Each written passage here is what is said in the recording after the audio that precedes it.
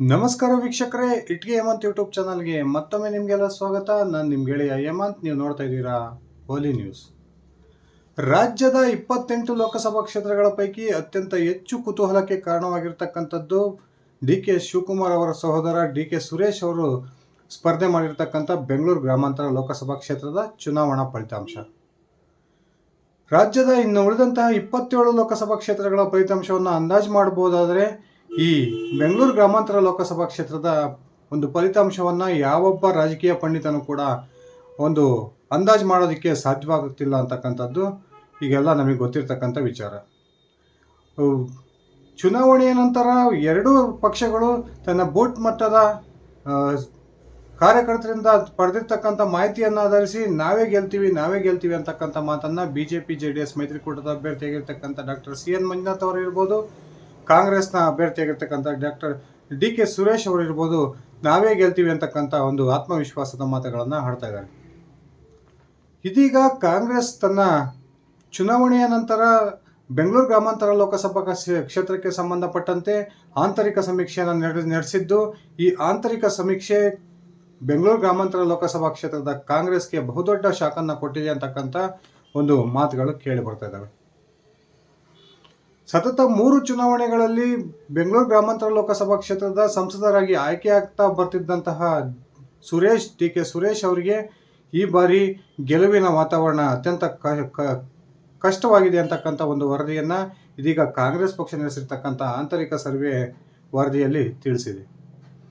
ಬನ್ನಿ ಸ್ನೇಹಿತರೆ, ಹಾಗಾದರೆ ಕಾಂಗ್ರೆಸ್ ಪಕ್ಷ ಚುನಾವಣೆಯ ನಂತರ ಬೆಂಗಳೂರು ಗ್ರಾಮಾಂತರ ಲೋಕಸಭಾ ಕ್ಷೇತ್ರದಲ್ಲಿ ಕೈಗೊಂಡಂತಹ ಸರ್ವೆ ಯಾವುದು, ಆ ಸರ್ವೆ ಏನೆಲ್ಲ ರಿಪೋರ್ಟನ್ನು ಕೊಟ್ಟಿದೆ, ಕಾಂಗ್ರೆಸ್ನ ನಾಯಕರಿಗೆ ಹಾಗೂ ಕಾಂಗ್ರೆಸ್ ಅಭ್ಯರ್ಥಿಯಾಗಿರ್ತಕ್ಕಂಥ ಡಿ ಕೆ ಸುರೇಶ್ ಅವರಿಗೆ ಆತಂಕವನ್ನು ತಂದಿಟ್ಟಿರೋದಾದರೂ ಯಾಕೆ ತಿಳ್ಕೊಂಡು ಬರೋಣ. ಅದಕ್ಕಿಂತ ಮುಂಚೆ ನೀವು ನನ್ನ ಇಟ್ಗೆ ಹೇಮಂತ್ ಯೂಟ್ಯೂಬ್ ಚಾನಲ್ಗೆ ಸಬ್ಸ್ಕ್ರೈಬ್ ಮಾಡ್ಕೊಂಡಿಲ್ಲ ಅಂದರೆ ದಯವಿಟ್ಟು ಸಬ್ಸ್ಕ್ರೈಬ್ ಮಾಡಿಕೊಂಡು ಬೆಲ್ ಬಟನನ್ನು ಕ್ಲಿಕ್ ಮಾಡಿ. ನಾನು ಕೊಡ್ತಕ್ಕಂಥ ಮಾಹಿತಿ ನಿಮ್ಗೆ ಇಷ್ಟ ಆಗಿದ್ರೆ ಈ ವಿಡಿಯೋಗೆ ಲೈಕ್ ಮಾಡಿ, ಶೇರ್ ಮಾಡಿ, ಕಮೆಂಟ್ ಮಾಡಿ. ಸ್ನೇಹಿತರೆ, ಬೆಂಗಳೂರು ಗ್ರಾಮಾಂತರ ಲೋಕಸಭಾ ಕ್ಷೇತ್ರ ವ್ಯಾಪ್ತಿಗೆ 8 ವಿಧಾನಸಭಾ ಕ್ಷೇತ್ರಗಳು ಸೇರ್ತವೆ.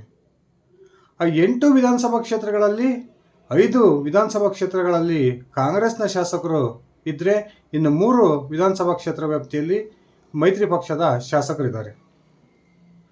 ಬೆಂಗಳೂರು ಗ್ರಾಮಾಂತರ ಲೋಕಸಭಾ ಕ್ಷೇತ್ರ ಅತ್ಯಂತ ವಿಶಿಷ್ಟವಾದ ಕ್ಷೇತ್ರ. ಯಾಕಂದರೆ ಒಂದು ತುಮಕೂರು ಜಿಲ್ಲೆಯ ಒಂದು ವಿಧಾನಸಭಾ ಕ್ಷೇತ್ರವು ಬೆಂಗಳೂರು ಗ್ರಾಮಾಂತರಕ್ಕೆ ಸೇರುತ್ತೆ. ಬೆಂಗಳೂರು ನಗರ ವ್ಯಾಪ್ತಿಯ 2 ವಿಧಾನಸಭಾ ಕ್ಷೇತ್ರಗಳು ಬೆಂಗಳೂರು ಗ್ರಾಮಾಂತರ ಲೋಕಸಭಾ ಕ್ಷೇತ್ರ ವ್ಯಾಪ್ತಿಗೆ ಸೇರಿದರೆ, ಇನ್ನು ಉಳಿದಂತಹ 5 ವಿಧಾನಸಭಾ ಕ್ಷೇತ್ರಗಳು ಬೆಂಗಳೂರು ಗ್ರಾಮಾಂತರದ ವ್ಯಾಪ್ತಿಯಲ್ಲಿರ್ತಕ್ಕಂಥ ವಿಧಾನಸಭಾ ಕ್ಷೇತ್ರಗಳು. ಸರಿಸುಮಾರು 27 ಲಕ್ಷದಷ್ಟು ಮತದಾರರನ್ನು ಹೊಂದಿರತಕ್ಕಂಥ ಬೆಂಗಳೂರು ಗ್ರಾಮಾಂತರ ಜಿಲ್ಲೆಯ ಒಂದು ಲೋಕಸಭಾ ಕ್ಷೇತ್ರದಲ್ಲಿ ಜಾತಿವಾರು ಮತವನ್ನು ನೋಡೋದಾದರೆ ಒಕ್ಕಲಿಗರು ಸರಿಸುಮಾರು 8 ಲಕ್ಷದಷ್ಟು ಒಕ್ಕಲಿಗ ಮತದಾರರಿದ್ದಾರೆ. ಹಾಗೆಯೇ ಇನ್ನು ಮುಸ್ಲಿಂ ಮತದಾರರು 3.5 ಲಕ್ಷದಷ್ಟಿದ್ದಾರೆ. ಲಿಂಗಾಯತ ಮತದಾರರು 2.5 ಲಕ್ಷದಷ್ಟಿದ್ದಾರೆ. ಹಾಗೆ ಇನ್ನಿತರ SC STಗಳು 5,20,000 ಮತದಷ್ಟಿದ್ದಾರೆ. ಹಾಗೆ ಕುರುಬದರು 1 ಲಕ್ಷ ಮತದಷ್ಟು ಕುರುಬ ಮತದಾರರಿದ್ದಾರೆ.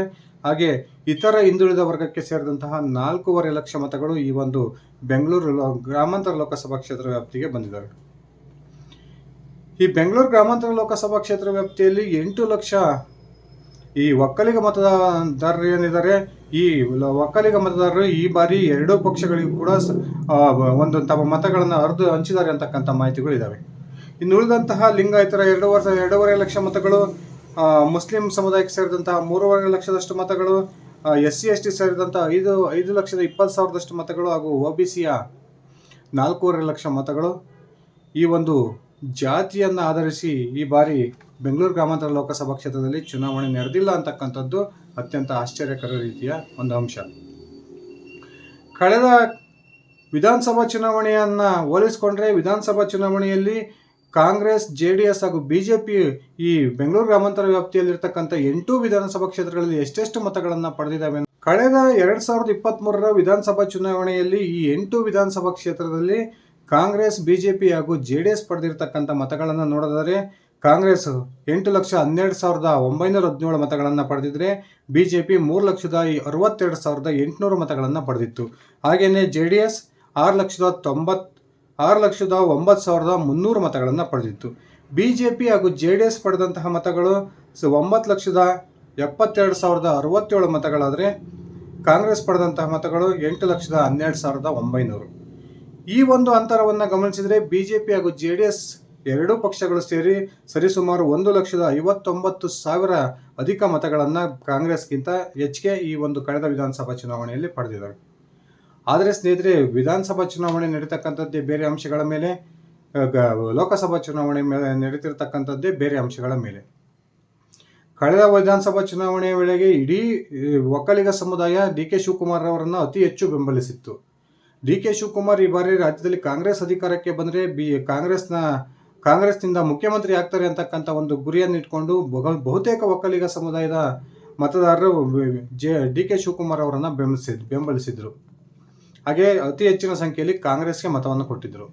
ಇದೀಗ ರಾಜ್ಯದಲ್ಲಿ ವಿಧಾನಸಭಾ ಚುನಾವಣೆ ಮುಗಿದು 1 ವರ್ಷ ಮುಗಿದೋಗಿದೆ. ರಾಜ್ಯದ ಕಾಂಗ್ರೆಸ್ DK ಶಿವಕುಮಾರ್ ಅವರನ್ನು ಮುಖ್ಯಮಂತ್ರಿ ಮಾಡಿಲ್ಲ.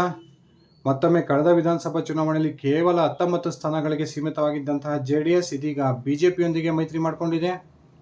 ಬೆಂಗಳೂರು ಗ್ರಾಮಾಂತರ ಲೋಕಸಭಾ ಕ್ಷೇತ್ರದಲ್ಲಿ ನಾವು 2014ರ ಚುನಾವಣೆಯಿಂದ ಗಮನಿಸ್ಕೊಂತ ಬಂದರೆ BJP ಹಾಗೂ JDS ಒಟ್ಟುಗೂಡಿದರೆ ಕಾಂಗ್ರೆಸ್ಗಿಂತ ಸುಮಾರು 1 ಲಕ್ಷ 1.5 ಲಕ್ಷದಷ್ಟು ಮತಗಳು ಹೆಚ್ಚಾಗಿ ಪಡಿತಾನೆ ಬಂದಿದೆ. 2014ರ ಲೋಕಸಭಾ ಚುನಾವಣೆಯನ್ನು ನೋಡಿದರೆ ಆ ಒಂದು ಸಂದರ್ಭದಲ್ಲಿ ಪ್ರಥಮವಾಗಿ ಗೆದ್ದಿದ್ದಂತಹ DK ಸುರೇಶ್ ಅವರು 6,52,000 ಮತಗಳನ್ನು ಪಡೆದಿದ್ದರು. ಅಲ್ಲಿ BJPಯ ಅಭ್ಯರ್ಥಿಯಾಗಿ ಸ್ಪರ್ಧೆ ಮಾಡಿದ್ದಂತಹ ತುಳಸಿ ಮುನಿರಾಜಗೌಡ ಅವರು 4,21,000 ಮತಗಳನ್ನು ಪಡೆದಿದ್ದರೆ JDS ಅಭ್ಯರ್ಥಿಯಾಗಿ ಸ್ಪರ್ಧೆ ಮಾಡಿದ್ದಂತಹ ಪ್ರಭಾಕರ್ ರೆಡ್ಡಿ ಅವರು 3,17,000 ಮತಗಳನ್ನು ಪಡೆದಿದ್ದರು. ಒಟ್ಟು BJP ಹಾಗೂ JDS ಪಡೆದಂತಹ ಮತಗಳನ್ನು ಒಟ್ಟುಗೂಡಿದರೆ 8,38,000 ಮತಗಳಾಗ್ತವೆ. ಹಾಗೆ ಕಾಂಗ್ರೆಸ್ ಅಭ್ಯರ್ಥಿಯಾಗಿರ್ತಕ್ಕಂಥ DK ಸುರೇಶ್ ಅವರು ಪಡೆದಿದ್ದಂತಹ ಮತ 6,52,000.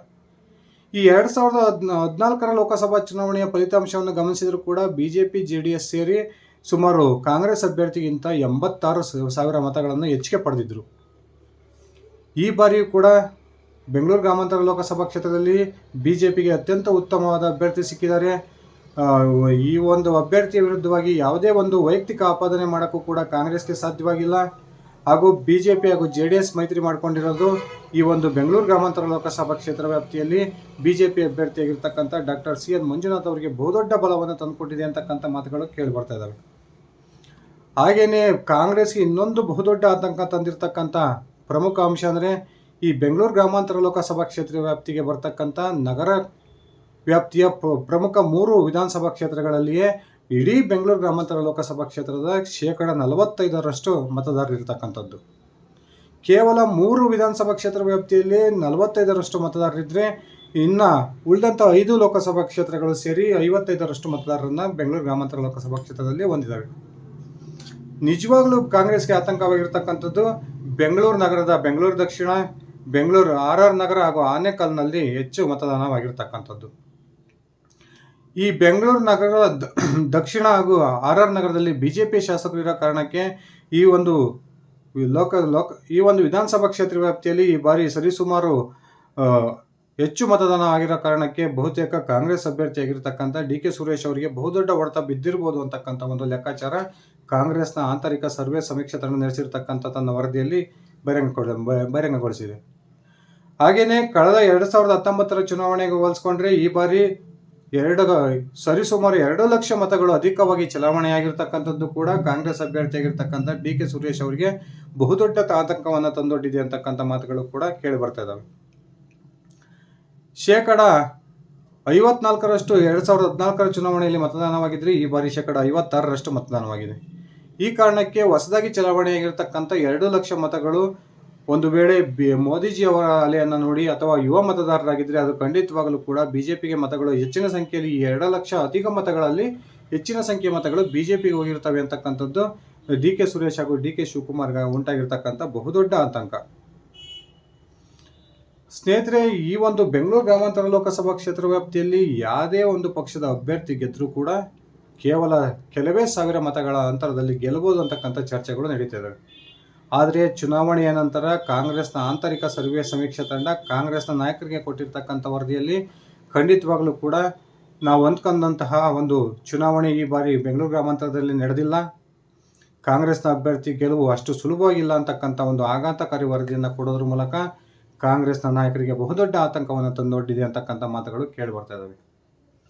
ಸ್ನೇಹಿತರೆ, ನಿಮ್ಮ ಅಭಿಪ್ರಾಯದ ಪ್ರಕಾರ ಬೆಂಗಳೂರು ಗ್ರಾಮಾಂತರ ಲೋಕಸಭಾ ಕ್ಷೇತ್ರ ಈ ಬಾರಿ ಯಾವ ಪಕ್ಷದ ಅಭ್ಯರ್ಥಿ ಗೆಲ್ಬೋದು? ದಯವಿಟ್ಟು ಕಮೆಂಟ್ ಮಾಡಿ ತಿಳಿಸಿ. ಇದಿಷ್ಟಾಗಿತ್ತು ಸ್ನೇಹಿತರೆ ನನ್ನ ಇವತ್ತಿನ ಈ ವಿಡಿಯೋ. ನಾನು ಕೊಟ್ಟಿರ್ತಕ್ಕಂಥ ಮಾಹಿತಿ ನಿಮ್ಗೆ ಇಷ್ಟ ಆಗಿದ್ದರೆ ಈ ವಿಡಿಯೋಗೆ ಲೈಕ್ ಮಾಡಿ, ಶೇರ್ ಮಾಡಿ, ಕಮೆಂಟ್ ಮಾಡಿ. ನೀವು ನನ್ನ ಇಟ್ಗೆ ಅಂತ ಯೂಟ್ಯೂಬ್ ಚಾನಲ್ಗೆ ಸಬ್ಸ್ಕ್ರೈಬ್ ಮಾಡ್ಕೊಂಡಿಲ್ಲ ಅಂದರೆ ದಯವಿಟ್ಟು ಸಬ್ಸ್ಕ್ರೈಬ್ ಮಾಡಿಕೊಂಡು ಬೆಲ್ ಬಟನನ್ನು ಕ್ಲಿಕ್ ಮಾಡಿ ನನ್ನ ಓಲಿ ನ್ಯೂಸ್ ಚಾನಲನ್ನು ಹೀಗೆ ನೋಡ್ತಾ ಇರಿ. ಧನ್ಯವಾದಗಳು ಸ್ನೇಹಿತರೆ. ಶುಭ ದಿನ.